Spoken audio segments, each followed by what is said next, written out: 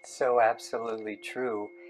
So many of our indigenous cultures, almost all of them, I would say, and even those civilizations that predate our civilization, like the Mayans, the Egyptians, the um, Sumerians, and what went on in Asia with the Vedic scriptures and so forth, they all worked with a multi-dimensional reality. They all looked to their ancestors for help and support.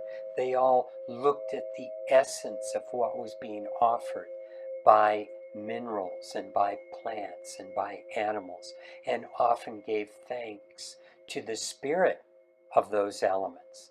But it's only today, after actually centuries of science, which tried to divorce itself totally from spirit in order to come up with a mechanistic world, a mechanical world where everything worked like gears in a clock. And if it wasn't physical and you didn't touch it, it didn't exist. That was their hope at being able to quantify things in a way that they could control them and understand them to the exclusion of everything that they considered to be myth or, you know, superstition. And so what's happening today, science is, through quantum mechanics, is starting to come back to that understanding of the human consciousness is capable of interacting with physical reality in ways that actually work with a non-physical medium for communication. And Einstein, who we started out with in this slideshow, actually um, put forth an etheric medium to have his work have what he considered important meaning, and then it was discarded. But toward the end of his life, he brought it back in and saw the necessity for an ether to exist, a non-physical medium upon which the electromagnetic spectrum depends for movement and connection and flow. And so, back to our slideshow, and where we're talking about all these things that come from the higher dimensional self. Well, what this is essentially saying is that when we really dive into it, we understand that there are no causes in this dimension, in the third dimension. There's only the effects of what was initiated on the higher dimensions. And when you think about things that go on in your life, they often, your actions, you can think of it as being preceded by what goes on emotionally that drives your physical actions, what goes on with your mental body, and how certain stresses, certain belief systems, certain memories, all this is happening in your head. It's not real in your physical reality, but it's happening someplace on what we say is another dimensional level. But the mind, you can't just say it's happening in the physical mind, because the mind is a non-local phenomena. That means that we've seen how mind is actually affected by, science often refers to it as, coming from the heart. And as we've spoken about many times, the energy doesn't, the information doesn't come from the heart. There aren't enough brain-like cells in the heart to have it take over the job of the brain.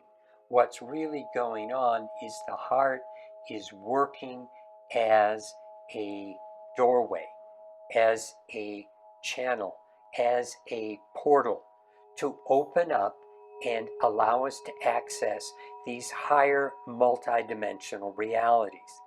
Soul comes to us through the heart space, through this opening.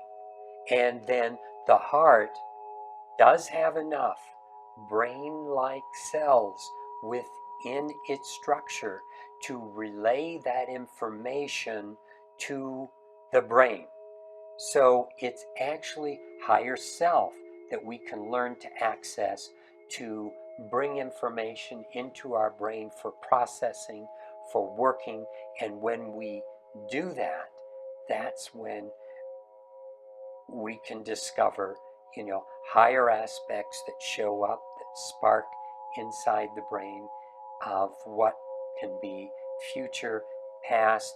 And when we're in that space of higher connection, we feel that love, that self-worth, that sense of well-being at such a deep level, because it's the depth of our being that it precludes our mind going into the past and worrying about what was, what that person said to us yesterday, what that accident meant, or what's going on in the past. And it then also cuts out what's going on in the future in terms of those fears that impinge upon our movements, our actions.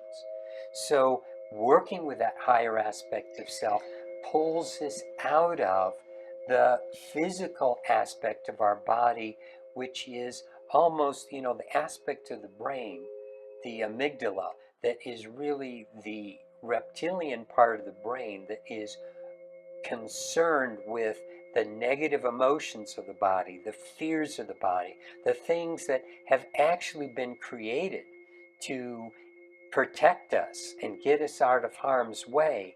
They no longer serve that valuable function, and they get us into worrying about things that don't matter.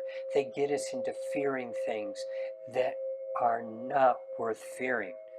Like, why did they look at me funny? Or am I going to look, right tomorrow with what's going on with that job interview?